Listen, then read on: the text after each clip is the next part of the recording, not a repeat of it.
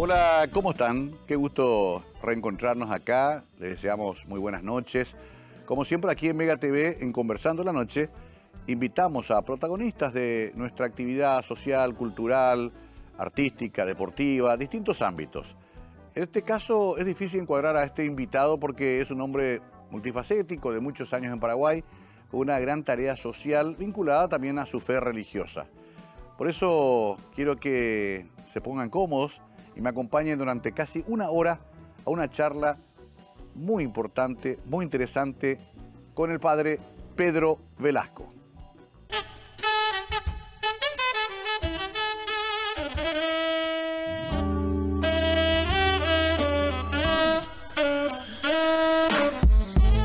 Fray Pedro Velasco Dominico. El dominico Pedro Velasco vive en el Bañado Tacumbú, uno de los tantos bañados del Bañado Sur. Oriundo de León, con 69 años de edad, 50 de consagrado y 46 de sacerdote. Está instalado en Asunción desde hace 40 años.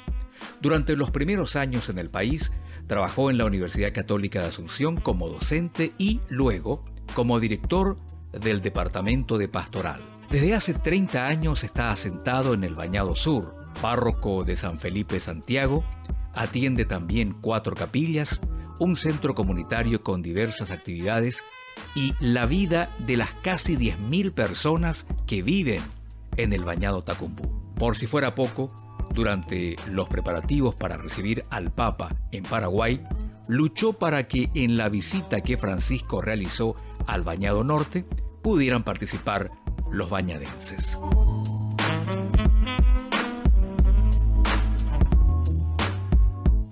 Ya está con nosotros el padre Velasco, lo presentábamos con este breve resumen de vida, pero ahora lo queremos saludar personalmente. Pedro, un gusto tenerte acá, bienvenido, ¿cómo estás? Muy bien, y yo también muy contento y muy encantado de volvernos a ver después de mucho tiempo. Y encantado de estar y poder conversar un rato contigo. Bueno, en la previa siempre se conversa con el invitado y le decía, Pedro, hace 40 años que sos sacerdote. Me dice, no, hace 40 años que vine a Paraguay. Bueno, ¿cómo son los tiempos? Muy joven ya te ordenaste sacerdote. Yo me ordené con 23 años. Tuve que pedir permiso porque a los 24 es la ordenación mínima, ¿no? Una exención que me concedieron con cara de medio adolescente y niño, pero me ordené, sí. Dominico. Dominico. Y pronto ya te mandaron para acá también. Sí, yo terminé la carrera, hice la licenciatura en teología y entonces cuando tenía 24 años me atreví a decir que podía venir a América. Pero lo dije así como un ofrecimiento diciendo no me van a mandar, ¿verdad? Pero al año siguiente mi superior me puso en el barco Julio César y aterricé en Buenos Aires. ¡Qué bárbaro! Con 24 años. 25. 25 años, jovencito. ¿Tu familia qué pensó en ese momento? Y mi familia... ¿Tu papá, tu mamá?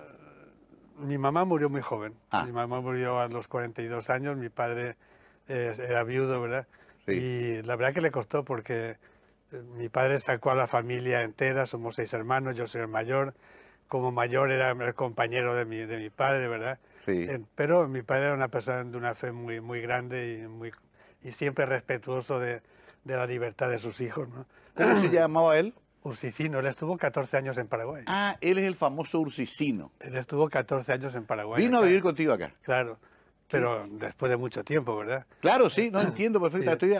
Sí. Pero al principio sí, la verdad que fue un golpe para mi familia, ¿no? Claro, el hijo mayor. Sí, sí, el mayor, pero yo lo hice muy consciente, es decir, fue una decisión que tomé de tantas que he ido tomando en estos años, ¿verdad? Claro, porque además, no solamente venís a Sudamérica, sino que te insertás rápidamente en una comunidad muy humilde, con muchas necesidades, víctima de muchas injusticias sociales. Te identificás rápidamente con ese bañado de Tacumbú, ¿no? No fue tan rápido. Ajá. Lo que sí fue rápido para mí es que siempre entendí mi sacerdocio como un compromiso social. Es decir, okay, no entiendo ser sacerdote y olvidarme de los más pobres, de los más marginados. Es decir, evangelio y pobreza yo lo veo muy relacionado.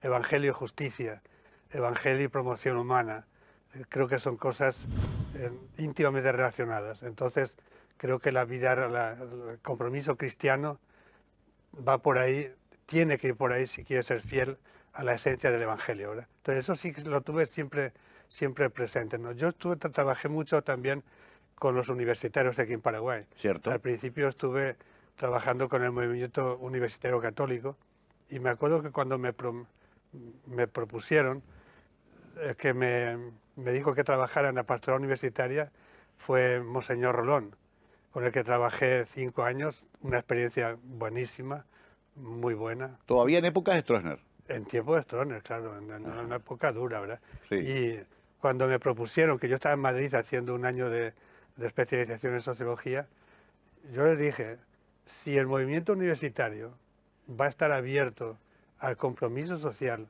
y va a ser también tener en cuenta lo que significa ser un universitario católico, y católico significa promocionar, y significa justicia, y significa solidaridad con la población en general y sobre todo con los más pobres, sí. Si no, no me interesa. O sea, yo tenía claro desde mi ordenación sacerdotal y antes que el compromiso social, la Iglesia, nadie puede desentenderse en este mundo del compromiso social. Creo que desentenderse, y entiendo por compromiso social, luchar por la dignidad de las personas. Bueno, y acá en Paraguay, y como en todo el mundo, Entonces, tenías mucho por hacer. Dentro de eso se escribe mi trayectoria un poco, ¿no? Yo creo que... Correcto. Y trabajé con los universitarios y después, a los 10 años, me fui al Bañado. Al Bañado yo fui en el 85, ¿verdad? Pero yo ya llevaba aquí 10 años en Paraguay, ¿verdad? Entiendo. Fue todo un proceso, ¿verdad? Fue un proceso, todo eso que decís, también vinculado a la Universidad Católica, lógicamente. Claro. Donde enseñaste también. 38 años. Me jubilé hace 3 años. Qué bárbaro. Claro, porque cuando fui al Bañado yo también tenía claro, cuando hice mi opción de decir yo mi sacerdocio y mi vida religiosa la voy a vivir en íntima relación con el compromiso con los más pobres. Creo que la Iglesia tiene que hacer esa opción y creo que la vida religiosa también. No es lo único, no es el único lugar, pero es un lugar del que nadie puede evadirse cristianamente. Pero algunos sentimos más esa vocación, no como algo particular, no somos francotiradores, que qué bien, un grupito, mira, les gusta lo social. No, yo creo que es una tarea de toda la Iglesia, ¿no? Claro. Yo no creo que todos tengamos que estarnos bañados, ¿verdad? Claro. Pero sí todos tenemos que tener claro que tenemos que ser fieles al Evangelio y trabajar por la justicia. Eso Claro. es evidente. Entonces fue un proceso en ese camino, ¿verdad? Se entiende perfectamente y es bueno que lo expliques de esa manera para que la gente entienda, pero eso también, Pedro, te ha costado a veces calificaciones como por ejemplo de cura zurdo. Sí. Y me preocupa cuando nadie critica. Porque Jesús decía, si a mí me han dicho cualquier cosa, ustedes también le van a perseguir. Y decía, felices cuando les persigan a causa de la justicia. Cuando nadie me persigue, nadie me critica, digo, capaz que estoy haciendo malas cosas. Algo no estoy haciendo de todo bien, ¿verdad? Claro, entiendo ese pensamiento y me parece bastante lógico. Redondeando un poco esta introducción, haces esa suerte de camino a través de tu vocación también en el servicio universitario. ¿Y cuándo te mudás directamente a vivir al Bañado? Y yo me mudé en el 85 en moto. Compré una casa que me costó 280.000 guaraníes, ¿verdad? Y ahí me di cuenta también de lo relativo que es todo. Solamente la persona humana y Dios no son relativos. Lo demás todo es relativo. Porque me acuerdo que yo me fui a una casa que era una piecita prácticamente, humilde, en moto. Me llevé en una mochila grande una cacerola, una sartén, unas cuantas cositas tal, y unas niñas que estaban allí al lado. Llegaba yo y según sacaba yo las cosas, que eran nuevas, claro, me miraban con ojos admirados, qué lindo, qué lindo. Claro. Digo, qué cosa, ¿no? Claro, llegaste con las riquezas. Pero qué relativo es todo, ¿verdad? Qué relativo es todo. Porque esa casa se te inundó también, varias veces. 8 veces. 8 veces. 8 inundaciones, ya he acompañado a la gente, ¿no? Sí. O sea que Es un proceso, ¿verdad? Un proceso. Yo creo que en mi vida creo que he hecho 3 decisiones muy fuertes, que ahora agradezco a Dios que haya podido decidirme a afrontarlas y a decir sí, ¿verdad? Una, ser sacerdote. Una fue hacerme sacerdote religioso a los 17 años. Ahí decidiste. Esa fue una decisión fuerte porque yo estaba muy bien, me gustaban las ciencias, Ya. luego tuve que meterme en la filosofía, que no era Claro. otras cosas, ¿no? Claro. Pero, y tenía amistades y ya tenía también mis amoríos adolescentes. Claro. Es decir, entonces, Renunciás a todo eso. pues la verdad es que me sentía muy cómodo en eso, pero ya tenía, desde muy pequeño ya sentía yo eso. Y claro, llegó un momento que tuve que planteármelo. Y bueno, y al final dije sí, me voy. Esa es tu primera Esa decisión. fue una decisión fuerte. ¿Y las otras? La segunda, venirme a América. Claro. No fue fácil, pero fue fruto de una llamada de Pablo VI, Medellín, Sí. 1969, América Latina, convulsionada, pero muy activa, con muchos proyectos, con una iglesia muy viva, pero con muy pocos sacerdotes. Entonces, yo estaba también muy cómodo en España, la verdad es que estaba muy bien. Claro. Había terminado, tenía un ciclo de amistades muy bueno, mi familia estaba muy bien, mi familia estaba bien, ¿no? Entonces, cuando el Papa dijo eso, la verdad que yo me pregunté, digo, ¿y yo por qué no quiero ir? ¿Hace falta? Preguntan y sí, la única razón es porque estoy cómodo. Entonces dije, bueno, es un buen momento para salirme y dejar de ser, si voy a ser sacerdote para estar cómodo, es mejor dejarlo, ¿no? O tirarme al río. No fue fácil. Claro. Yo le dije a mi provincial cuando me decidí, mire, yo estoy dispuesto, mándeme a América. Para mí era lo mismo Bolivia que Panamá, yo dije América. Claro. Y bueno, me mandaron para acá, ¿no? O sea, esa fue una decisión fuerte, y me costó mucho al principio. Me imagino. Porque a los 25 años aterrizar en América, en esa América convulsionada, que yo vivía aquí unos meses, pero luego en Uruguay coincidí con el golpe militar, Claro, los que fue Tupamaros. muy fuerte Sí. en Uruguay, en un barrio obrero muy activo. La verdad que fue una experiencia muy fuerte, ¿no? Sí. Y yo creo que la que más me costó fue ir al bañado. La tercera. La tercera. Sobre esa tercera quiero que sigamos hablando a la vuelta a la pausa. Apasionante la vida de Pedro. Pedro me mandó decir cuando lo invité, ¿de qué voy a hablar si mi vida es muy sencilla, no hay nada muy llamativo? Y ustedes ven que, sin embargo, hay muchísimo de qué hablar con Pedro Velasco. Velasco con S, entre paréntesis, siempre lo escribimos con Z aquí en Paraguay, no sé por qué, inclusive al viejo gobernador. Hay otro Velasco en Capiatá, muy luchador también. Sí, José María Velasco. ¿Eres tú pariente? Mío. Sí, somos muy amigos. ¿Eres amigo? Es mayor que yo. Es mayor que vos, sí. Sí, José María, sí. José Ahora María. estaba en Trinidad. Pero Sí. no son parientes. No, pero nos confunden a veces. Sí. Yo le digo a José María, menos mal que nos portamos bien los dos. Un saludo también a José María, una gran persona. Hablé mucho con él en un momento dado de mi vida, sobre todo porque es un hombre muy comprometido también. Vamos a hacer una breve pausa. Después seguimos hablando con Pedro Velasco. Realmente es un gusto charlar con un amigo querido, con una persona muy admirada, pero sobre todo con un testimonio de vida muy importante. Ya volvemos.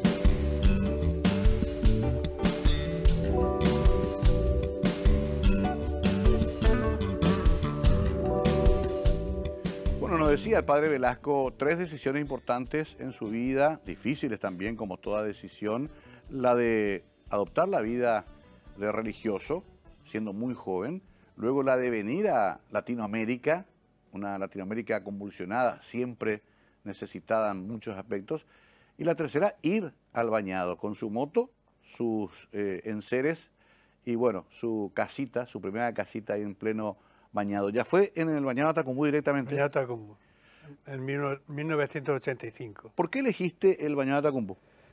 Bueno, como digo, mi compromiso social siempre estuvo muy presente. con los universitarios varias veces fuimos al interior. Entonces, desde La Crucita, que era donde yo vivía, y fui párroco también 3 años en La Crucita. Entonces, ahí comencé a relacionarme un poquito con el bañado y me fue impresionando las inundaciones, porque en el 85 yo me fui, en el 83 fue la inundación más grande que hubo en Paraguay. Sí, me acuerdo. La grandiosa, ¿no?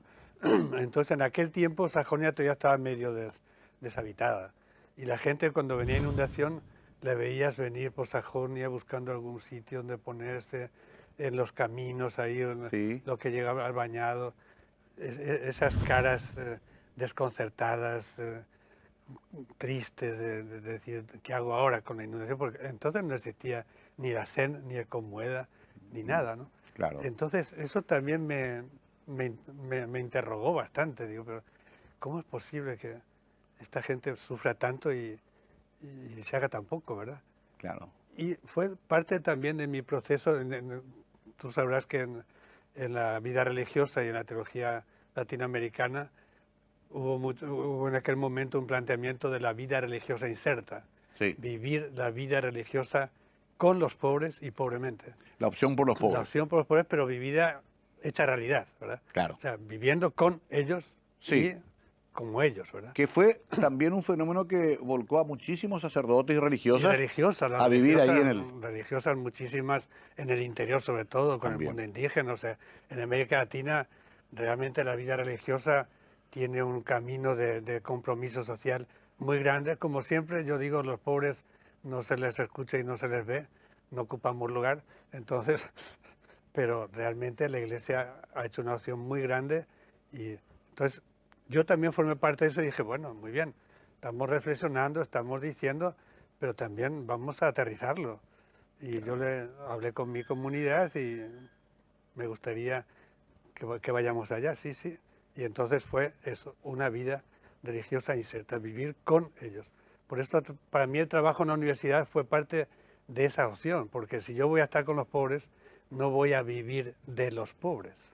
Claro, tenés que generarte vos mismo Lo tu... tenía claro. San Pablo decía, yo trabajo con mis manos y me gano con el sudor de mis manos para no ser una carga a mi comunidad. Digo, si trabajas con los pobres, lo menos que puede ser es una carga. Entonces yo tengo que buscar un trabajo, o manual o intelectual. Como ya tenía un trabajo grande hecho en el mundo universitario, para mí fue un estar con el mundo universitario que creo que es importante. Sí. Y con el mundo profesional, con el mundo intelectual. Correcto. Es decir, y hacer en lo que puedo, pobremente, pero servir de puente también entre esas dos realidades tan extremas, porque en la universidad, sobre todo católica y las privadas, está el sector más privilegiado de la Claro, sociedad. sí, una y en élite. el bañado está el sector más vulnerable de la sociedad, ¿no?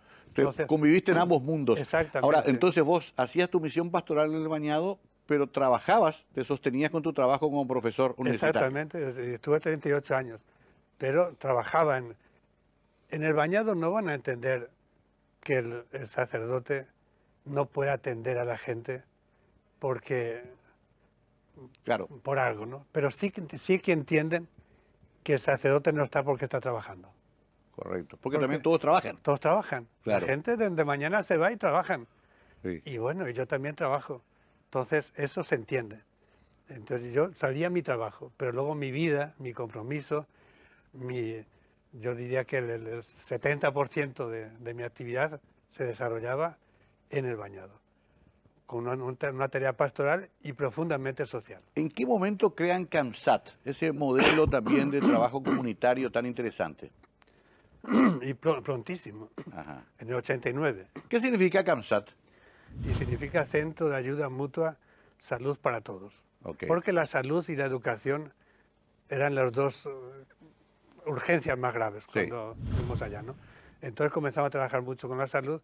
Un grupo de médicos muy meritorios nos ayudó mucho tiempo voluntariamente. Comenzamos a trabajar el tema de salud como derecho, no como algo que se hace provisoriamente o coyunturalmente, sino algo que tiene que insertarse, ¿verdad? Pero comenzamos por eso y luego la verdad es que el nombre ni yo me explico por qué quedamos ahí, ¿no? Claro. Si Seba tuviera que elegirlo, elegiría otro nombre, Claro. porque hacemos muchas más cosas, ¿no? Sí, pero quedó con esa base. Pero quedó con esa base por eso, ¿no? Y luego la educación, ¿no? Claro. Que también comenzamos a trabajar mucho el tema.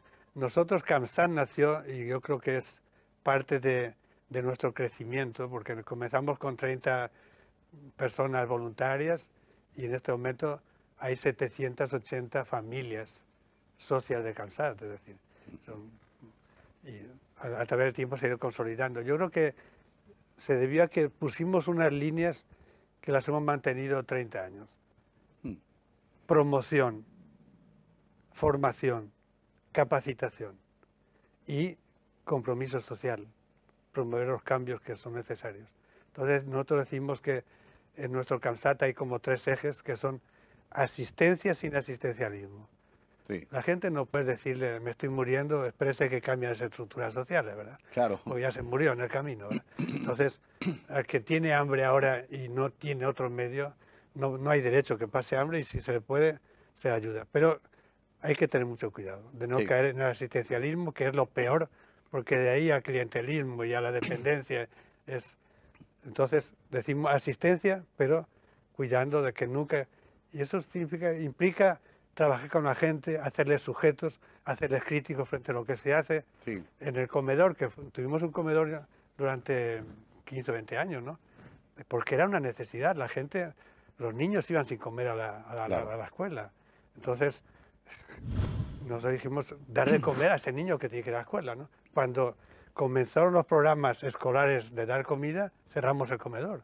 Correcto. Pero cuando nos preguntaban, ¿cuál es la finalidad del comedor y qué pretenden o cuál es su horizonte? Yo digo, mi horizonte es que algún día desaparezca el comedor. Claro. Porque no hay derecho a que un niño tenga que venir a comer a una instancia pública y no coma con su familia. Primero, sí. Entonces, y en todo caso el Estado es el que tiene claro, que también hacerse cargo de eso, ¿no? Claro, primero la familia, porque una familia no puede atender eso. Y segundo, el Estado. Entonces, eso no asistencialismo. No asistencialismo. Incluso la gente que iba al comedor, trabajar con los padres, si el padre tampoco se implicaba, si la madre no colaboraba, bueno, lo sentimos mucho, ¿no? Porque lo peor que se ha hecho aquí con los pobres es crear una dependencia, crear un clientelismo, crear un yo no puedo. Y vale más esperar a alguien que me ofrezca algo que salir adelante y ser crítico, ¿verdad? El pobre es víctima de eso, es víctima de eso. Entonces nosotros tuvimos muy claro en CAMSAT, asistencia sí, pero no asistencialismo. Y luego promoción, hemos trabajado muchísimo. Nosotros hemos hecho un trabajo de promoción, lo entendemos en dos líneas, ¿no? La formación formal y la formación informal, que es el trabajo popular con la gente de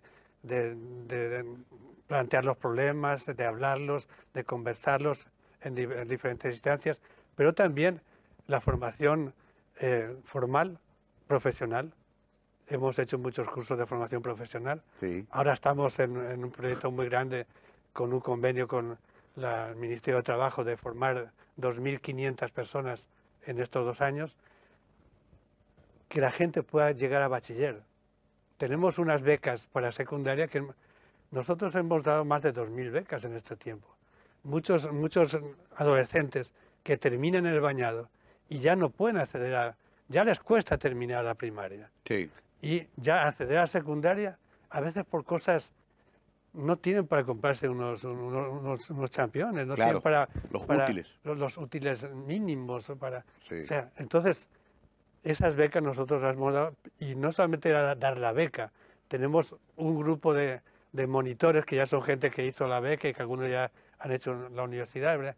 Y que ahora trabajan, que son monitores voluntarios. Nosotros trabajamos con un voluntariado en el bañado enorme. Tenemos más de 100 o 200, 150 personas voluntarias que trabajan. Entonces tenemos ese trabajo con secundaria muy fuerte, que digo, hemos formado, y universitarios. Entonces nosotros en estos 30 años hemos formado un montón de gente. Y la gente que trabaja en CAMSAT, trabaja en secretaría, trabaja con los jóvenes, trabaja en salud, haz tu licenciatura, Entonces eso ha hecho que, claro, la gente tiene que formarse, tiene que promocionarse, y dentro de la formación, la organización. Claro, ahí te quiero hacer un punto, porque es un modelo también de autogestión, porque mientras me contabas todo esto pensaba, bueno, cómo se sostiene también CANSAT, hay un sistema, y también es un foro que ustedes han usado para discutir los problemas de la comunidad. Y ahí después de la pausa quiero hablar de eso, porque he sido testigo de cómo CANSAT ha analizado los problemas sociales, políticos, qué camino va a seguir la comunidad, qué van a hacer con las inundaciones. Esa fue una discusión muy importante y una decisión también difícil. O sea, CANSAT trascendió a lo que era primeramente, básicamente, salud y asistencia sin asistencialismo, y ahora es casi una especie de sitio de debate social de toda la comunidad. A la vuelta a la pausa quiero que me cuentes y le cuentes a la teleaudiencia cómo fue ese camino para llegar a la decisión también de reconvertir el barrio. Que no es fácil y que está en pleno desarrollo. Está en pleno desarrollo y muy avanzado, y con la esperanza de que vaya consolidándose, porque el sector popular, si no tiene unidad y si no tiene capacitación y capacidad crítica, no tiene futuro. Enseguida vamos a entrar en ese tema con nuestro invitado de hoy, el padre Pedro Velasco, que nos está contando parte de su vida, pero sobre todo, más importante, parte del desarrollo de esa comunidad tan admirable que es el Bañado Tacumbú. Enseguida volvemos aquí en Mega TV.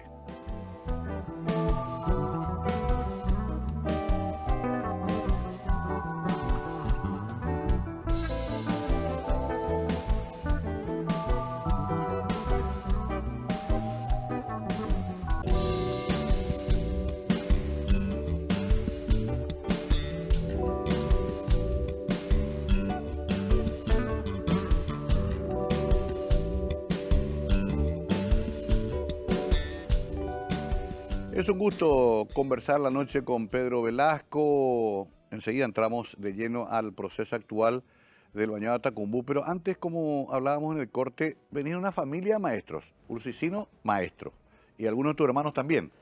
Dos hermanas. Dos hermanas, sí. Dos hermanas mías maestras, sí.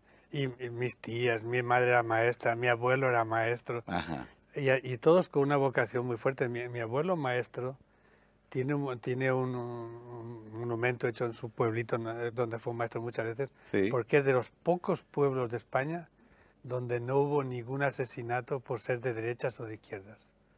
Su autoridad moral logró que cuando ganó el bando republicano no se matara a ningún Claro. franquista, y cuando ganó Franco que no se matara a ningún republicano. Eso fue la autoridad moral de mi abuelo, diciendo: somos ciudadanos por encima de todo. Y no, Sí. pues, eran maestros que sentían la vocación, es decir, maestros no de trabajo, sino de trabajo y de profesión, y mi padre también. ¿Tenés recuerdos de aquella España de niño muy desolada por la guerra civil? Sí, sí, tengo, porque yo toda mi adolescencia fue en esa España, ¿verdad? Es decir, hasta que yo entré al seminario. Ir al seminario, que yo fui a Barcelona, y a Barcelona además ya en aquel tiempo era una región más desarrollada de España, ¿no? Pero yo de niño viví en pueblitos, yo viví en el interior, mi Claro. vida de niño y adolescente fue en el interior, cosa que me alegró muchísimo. Pero, y mi padre fue un Quijote también en el interior. Claro, claro, Porque trabajó mucho en la docencia, en un pueblito hizo un colegio que no estaba reconocido, en mi casa hizo un internado para 30 niños del interior, mi madre y mi padre ahí haciendo todo por ellos, o sea, era un Quijote. Imagínate, claro, es una España que había pasado por una guerra muy terrible, ¿no? Claro, y con muchas privaciones en ese momento. Yo nunca pasé hambre, pero nunca me sobró nada. Claro, Es también. decir, mi infancia, yo siempre cuento una anécdota, digo, de niño siempre le pedí a los reyes una bicicleta y nunca me la trajeron. Está bien. Bueno, pero se podía aguantar sin bicicleta, pero no sin comer. Perfectamente, sí. Yo digo, eso también lo aprendí en el Bañado. Después tuviste moto y te fuiste con moto al Bañado. 25 años de moto. 25 años de moto. No, por eso, de repente me desvío porque hay ribetes que quiero conocer, y usted también seguramente, el padre Velasco. Pero volviendo a lo que está pasando ahora, me tocó ser testigo cercano del proceso, que no ha sido sencillo, porque la comunidad también quiere participar y ser consultada cuando se va a tomar una decisión sobre su futuro, ¿no? Claro, quiere ser consultada y tiene derecho a que se le consulte. Entonces, y nosotros hemos promovido muchísimo eso, es decir, el pobre tiene que ser sujeto de su propio desarrollo. O sea, si alguien está comprometido en el desarrollo, es el mismo pobre. El mismo pobre no puede ser objeto de. Claro. Y vamos a ver que el pobre... No, cuenta con el pobre y que el pobre sea el primero que se ponga en camino, que aporte todo lo que tiene que aportar, que es muchísimo, ¿verdad? Y trabajemos juntos, ¿no? Entonces nosotros hemos trabajado mucho eso, porque entiendo que el sector popular, mientras no se organice, mientras no tenga conciencia de que él tiene que estar en la cabeza, ¿verdad? No hay futuro para este sector. Y tiene que articularse luego con los sectores profesionales, intelectuales, etcétera. La sociedad es una, ¿verdad? Claro. Pero no. Ahora realmente el Papa dice que el sector pobre en esta cultura nuestra es un sector de desecho. Es muy fuerte. Muy fuerte. Es decir, el pobre está ahí olvidado. Y si no hace falta, no hace falta. Claro. Igual que se tiran las cosas, pues hay un 10% marginado, un 20%. La gran industria, los grandes intereses económicos pueden funcionar sin esos pobres. Entonces, no, eso no hay derecho. Son personas, y son personas que están ahí fruto de todo un proceso también. Claro. Son víctimas de todo un proceso. Correcto. Entonces, nosotros hemos trabajado mucho desde el principio. Entonces, eso ha hecho que el bañado vaya siendo sujeto de su propio desarrollo, porque nosotros siempre lo hemos exigido también. Vamos a consultar con el barrio, vamos a consultar con la gente, que eso también cuesta. Y en este momento el bañado Tacumbú tiene una característica que es fruto de estos 30 años de todo el barrio, que es inédita. Para mí, vos conoces lo que es el bañado, conoces Cansat. Cansat era una laguna, ahora es un complejo bastante interesante con muchas cosas, ¿no? Para mí eso no es comparable con otra realidad del bañado. En el bañado hay una organización que nuclea al 95% de todo el bañado. En Tacumbú. En Tacumbú. Somos 34 organizaciones nucleadas, que se llama APU Cansat. Siempre hemos trabajado en grupos grandes, ¿no? Pero cuando comenzó el proyecto Franja en el 16, dijimos, no, ahora más que nunca tenemos que estar unidos. Y entonces propusimos, ¿por qué no nos coordinamos todos?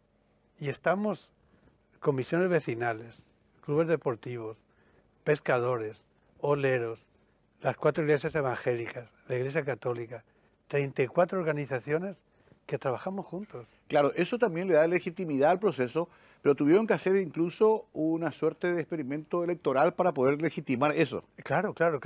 Es que eso es trabajar con la gente. Es decir, yo no puedo decir represento a la gente si no sé cuánta gente quiere ser representada. Claro. Porque muchas veces ponemos una sigla muy maravillosa y después de esa sigla no hay nada. Claro. Entonces, nosotros en el proceso de la franja tuvimos, en primer lugar, sabíamos que teníamos que estar unidos y teníamos que saber cuántos queríamos, porque no podíamos salir a decir el bañado quiere. Exacto. Y no sabemos cuántos quieren.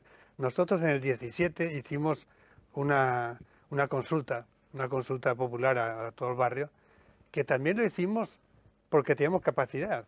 En ese momento hubo una inundación, nosotros trabajamos en el censo de toda la gente inundada, en un censo que hicimos con un montón de gente voluntaria nuestra, que hicimos un censo muy bueno, con un padrón muy bueno, que luego le pasamos a la municipalidad, a la SEN, a las Fuerzas Armadas, ¿verdad? Y lo utilizamos todos, ¿no? Entonces teníamos un padrón del bañado completito, ¿no? Entonces llegó un momento que dijimos, bueno, tenemos que arriesgarnos ahora.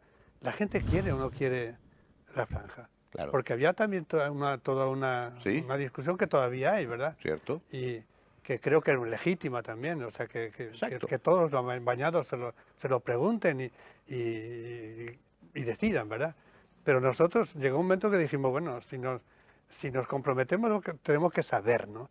Me acuerdo que para hacer esa consulta teníamos que tener padrón, lo teníamos, pero salimos en grupos de 3 a visitar a todas las familias, las 1000 y pico que estaban en los refugios, las que se habían quedado en el bañado y una mesa especial para aquellos que estaban fuera por si querían votar.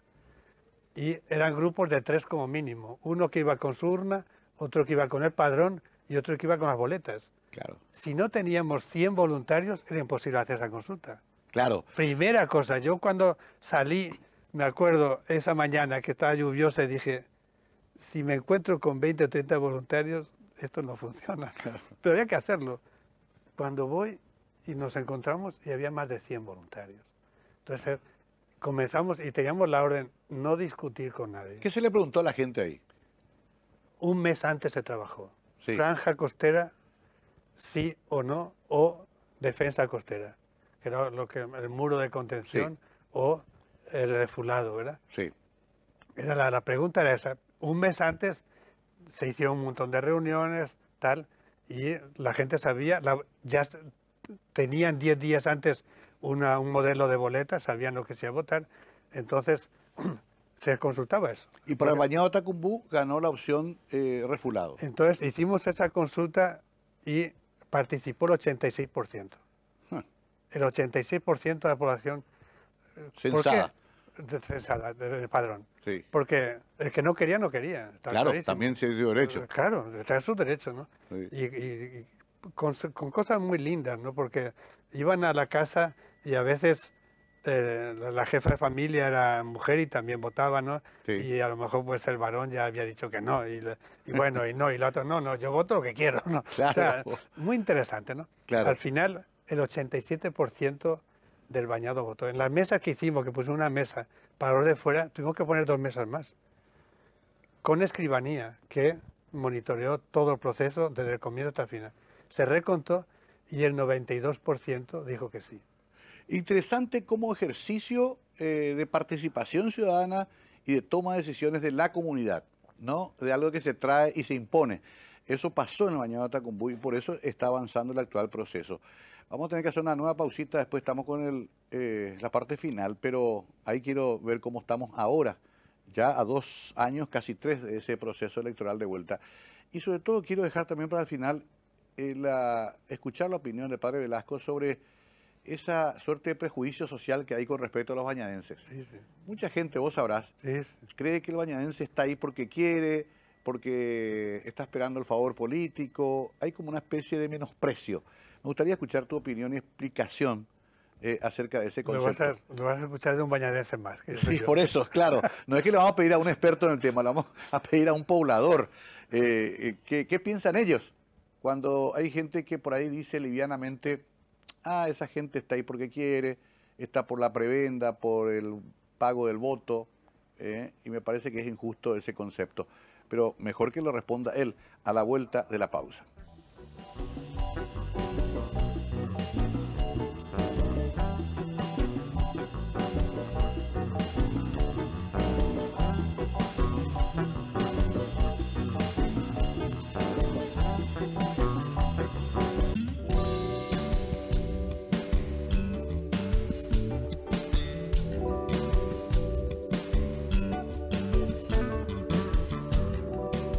El padre Pedro Velasco con nosotros, 68, 69 años. 51 años en Paraguay. En Paraguay. ¿Y de edad? De edad tengo 75 años. No, ¿en serio? 75. Pero lucís mucho más joven.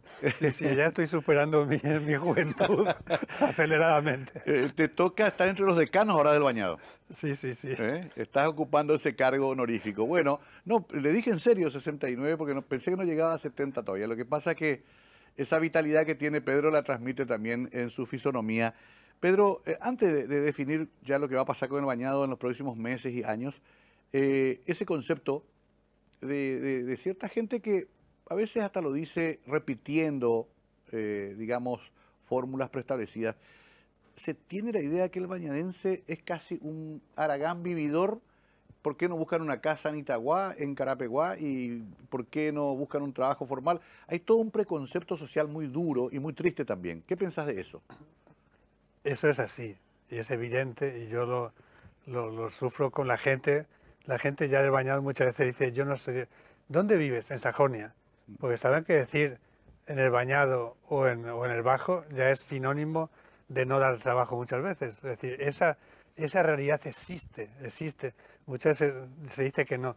Yo tengo una experiencia muy fuerte.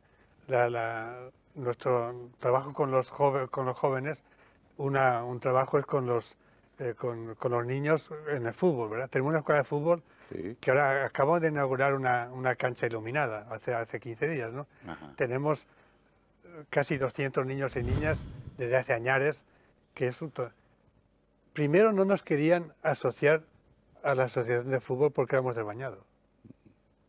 Logramos eso con una condición, de que los que jugaban con nosotros, que son de otras ciudades incluso,